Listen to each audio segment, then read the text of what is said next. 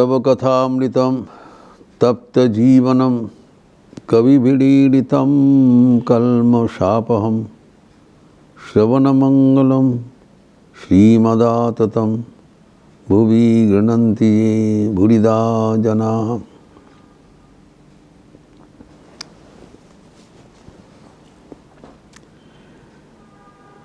नारायण के अवतार हयग्रीव के बारे में हम लोग चर्चा कर रहे थे। हयग्रीव को बुद्धि, विद्या एवं ज्ञान का प्रतीक माना जाता है, ज्ञान के अवतार है। एवं हम देखें कि श्रावण महीना के पूर्णिमा तिथि में हयग्रीव जयंती मनाया जाता है, जो विद्यार्थी एवं शोधकर्ता मनाते हैं विशेषतः, एवं जो पुण्यात्मा है वो भी मनाते हैं, क्योंकि उस समय में चंद्रमा बड़े शुद्ध अवस्था में रहते हैं, मन शांत रहता है उस तिथि में। उस तिथि में हम लोग मन से जो संकल्प करते हैं वो हो जाता है। इस कथा अनुसार हम लोग देखें कि महर्षि कश्यप एवं दक्षपुत्री दिति के संतान रूप से कई राक्षसों उत्पन्न हुआ था, जिसमें हयग्रीव और नतम थे। हयग्रीव, शुंभ, निशुंभ सब उनके भाई थे। तो हयग्रीव और जन्म के बाद ही जो असुर हयग्रीव जन्म के बाद ही ये अवतार हयग्रीव ना, हयग्रीव जो असुर हुआ था वो जन्म के बाद ही जाके कठोर तपस्या किया एवं देवी पार्वती को प्रसन्न करके वर प्रार्थना किया कि मेरे जैसे अगर कोई देखने लायक होगा वही मुझे वध कर पाएगा। पहले बोला था मैं आज ही हो जाए, तब माता पार्वती राजी नहीं हुई, कोई अमर नहीं हो सकता है। तो उन्होंने बताया कि ठीक है, कम से कम ये बता दीजिए मेरे जैसे कोई, क्योंकि वो जैसे कोई हो नहीं सकता है। हयग्रीव मतलब उनका ग्रीवा घोड़े का जैसे होगा एवं मनुष्य का शरीर होगा, बाकी धड़। तो उन्होंने मान लिया, वो सोचा कि ऐसे तो कोई हो नहीं सकता, मैं अमर हो गया। और वो ललकार करते हुए जय ब्रह्मा का जो वेदों को चोरी करके पाताल में ले गया। इन चारों ओर हाहाकार पड़ गया। वो फिर जब ऐसी अवस्था हुआ तब ब्रह्मा जी ने भगवान नारायण को निवेदन किया। भगवान नारायण मुस्कुराते हुए कहा, ठीक है, मैं उसको उद्धार कर दूंगा। और उन्होंने लक्ष्मी जी से मुस्कुराते हुए कुछ कहा। लक्ष्मी जी उनको शाप दे दिया, तुम्हारा गर्दन धड़ से अलग हो जाएगा। वो इसके एक जो ये शाप को जगत के बचाने के लिए एक जो आशीर्वाद हुआ। तो जब ऐसी ब्रह्मा जी ने निवेदन किया तब भगवान जाके, विष्णु जाके हयग्रीव से वो वेद उद्धार करने के लिए भयानक लड़ाई हुआ। 7 दिन तक अविराम लड़ाई हुआ, लेकिन हयग्रीव तो देवी जी के वर से अमर थे। वो किसी के बद्ध नहीं था। तो 7 दिन के बाद उन लोग विराम लिया एवं नारायण ने जब विश्राम ले रहे थे तब देवतागण सोचा कि उनका अभी युद्ध से विरति हो गया। तो फिर वो उनका धनुष का इधर एक कीट उत्पन्न हुआ, दोनों इसको टंकार से अलग कर दिया तो उसका धड़ अलग हो गया। उस समय में हम लोग चर्चा किए थे कि अश्विनी कुमारगण को ब्रह्मा जी ने बुलाया, जो कि स्वयं उनके घोड़े का मुँह वाला है।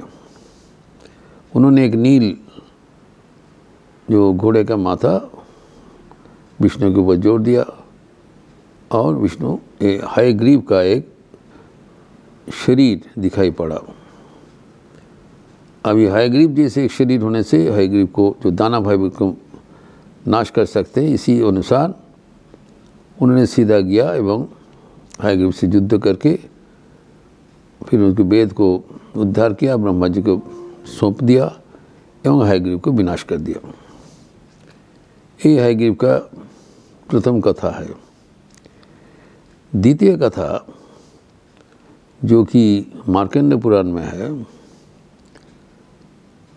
वो भी कहा जाता है कि मधुकैटभ को वध करने के लिए हयग्रीव भगवान अंश लिया था। जब महासागर में भगवान तल्लीन थे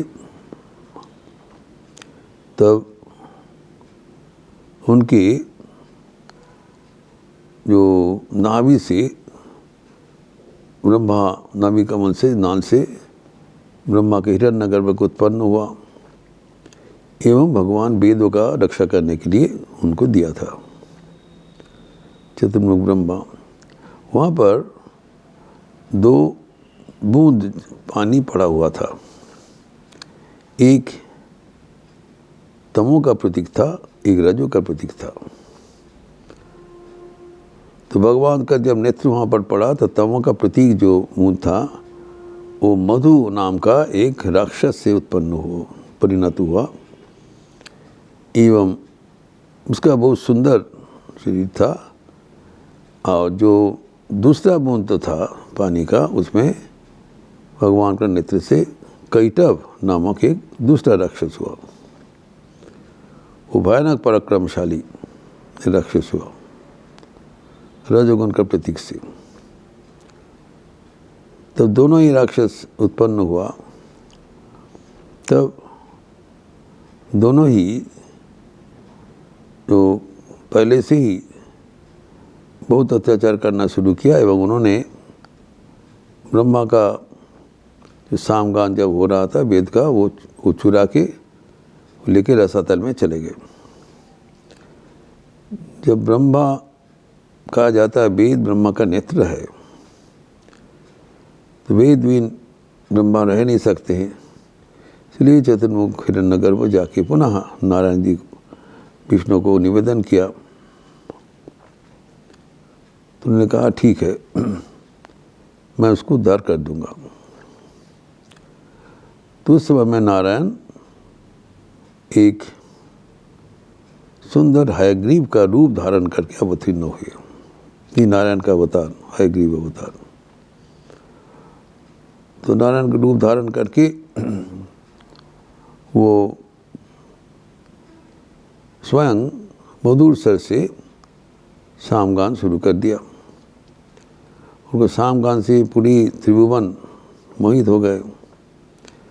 तो हयग्रीव भी पाताल में रसातल में उनके पास ब्रह्मा था, तो वो सुनने के लिए आतुर हो गए। तो वो वेदों को वो रसातल में फेंक के इस जगह में बंदी करके फेंक के वो सामगान सुनने के लिए गया। जब गया, इसकी बुद्धि की जैसे गया, वो नारायण तब तत्काल हयग्रीव रूप से जाके वो वेदों का उद्धार करके ब्रह्मा को सौंप दिया एवं उन्होंने पुनः अपना जो पूर्व रूप धारण कर लिया। तो हयग्रीव जाके देखा तो कहीं पर उनका तो वेद को दिखा नहीं और किसी को तो दिखाई नहीं पड़ा। जो कौन उसको वहाँ पर आके हयग्रीव रूप से ले गया। तो फिर उन्होंने नारायण को देखा। तो तब नारायण को वो ललकारा है, क्योंकि वो जानते थे मधुवर कैटभ वो अत्यंत शक्तिशाली थे। तो नारायण को युद्ध के लिए उन्होंने आह्वान किया। तो नारायण को जगाया, युद्ध के लिए लगाया। तो नारायण सर 5000 साल नारायण के साथ मधुकैटभ का बाहु युद्ध हुआ। बाहु युद्ध के बाद तब नारायण ने उनको बुद्धि करके उन्होंने कहा, देखो मैं तुम्हारा जो दोनों असुरों के जैसे कभी योद्धा हम कभी देखा नहीं। यह अद्भुत है तुम्हारा पराक्रम। मैं तुम्हारा शक्ति, पराक्रम एवं शैली देख के हम अत्यंत प्रसन्न हूँ। तुम हमसे कुछ वर प्रार्थना करो। उनने पहला ऑफर दिया। तो इतना अहंकारी थे मधु और कैटभ, बोला हमें कुछ नहीं चाहिए, लेकिन हमें भी, हम लोग दोनों को भी आपको जो पराक्रम देख के बहुत अच्छा लगा। जो आपका भी पराक्रम बहुत एक प्रशंसनीय है। तो अगर तुम्हारा कुछ चाहिए तुम वर प्रार्थना कर लो। लेकिन उल्टा कर दिया। तो क्योंकि उसकी इच्छा में तो था। तो ये जब प्रार्थना किया तब विष्णु जी ने कहा, ठीक है, तुम जब ये बात दे दिया, तुम हमारे हाथ से तुम्हारा निधन हो जाए, इससे और अच्छा वर क्या प्रार्थना करूँगा।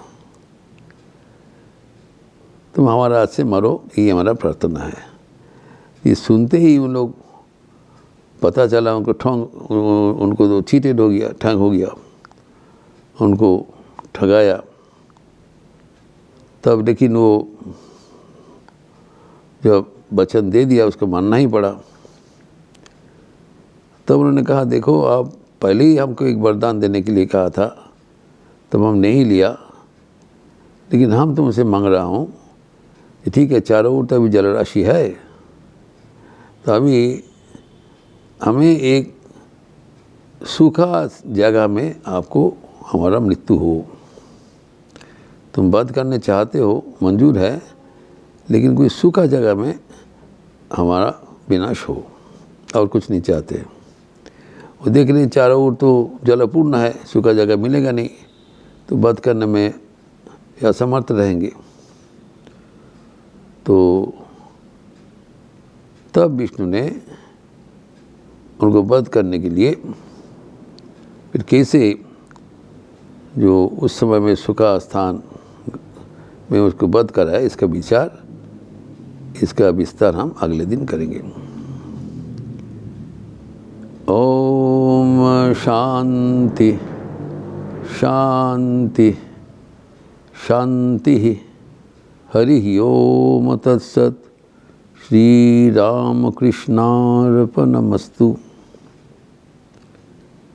आज स्वामी विवेकानंद के 164वीं जन्म जयंती के अवसर पर द्वितीय दिवस का कार्यक्रम 9 दिवस व्यापी कार्यक्रम चलेगा रामकृष्ण मठ लखनऊ में। आज द्वितीय दिवस है। रविवार होने के कारण सुबह से शाम तक जप यज्ञ तो है ही है, एवं 10:30 बजे गॉस्पेल ऑफ श्री रामकृष्ण के क्लास के अवसर पर विशेष प्रसंग है श्री रामकृष्ण के दृष्टि में स्वामी विवेकानंद। एवं शाम को संध्या रीति के उपरांत सांस्कृतिक कार्यक्रम है, जो शारदा जो सांस्कृतिक कार्यक्रम में जो शरद का मशहूर वादक कोलकाता से आए हुए हैं श्री दीप्तनील भट्टाचार्य जी, वो प्रस्तुत करेंगे, एवं तबला में संगत करेंगे लखनऊ के श्री सुमित मल्लिक जी, शाम को संध्या रीति के उपरांत। इसके साथ साथ हमारे अस्पताल में भी कार्यक्रम है, जो विवेकानंद अस्पताल में सुबह 9:30 बजे से रोगी नारायण सेवा, जो शिव ज्ञान से जीव सेवा का जो मंत्र स्वामी जी किए थे, वो हम साल में एक दिन जो हमारे रोगियों हैं उनको सचमुच नारायण ज्ञान से सेवा करते हैं, पूजा करते हैं।